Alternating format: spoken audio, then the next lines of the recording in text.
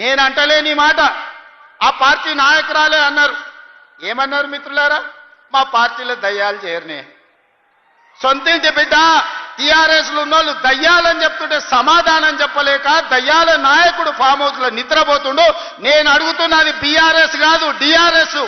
DRS అంటే దయ్యాల రాజ్య సమితి. అది ఇయాల అది భారత రాష్ట్ర సమితి కాదు, అది దయ్యాల రాజ్య సమితి. అందుకే ఇవాళ ఈ వేదిక మీద నుంచి తెలంగాణ ప్రజలకు నేను మాట ఇస్తున్నా, అవి దయ్యాలు కాదు, కొరివి దయ్యాలను వాళ్ళని పొలిమేర్లు దాటే వరకు తరిమి కొట్టే బాధ్యత 4 కోట్ల తెలంగాణ ప్రజల తరఫున మీ సోదరుడిగా నేను ఆ బాధ్యత తీసుకుంటా. ఖచ్చితంగా ఈ కొరివి దయ్యాలను పొలిమేర్లు దాటే వరకు తరిమి కొట్టాలి. దాంట్లో మీ సహకారం ఉండాలి. నల్గొండ బిడ్డలు ముందు బాగానే నిలబడాలి అని చెప్పి నేను మా మిత్రులకు విజ్ఞప్తి చేస్తున్నా.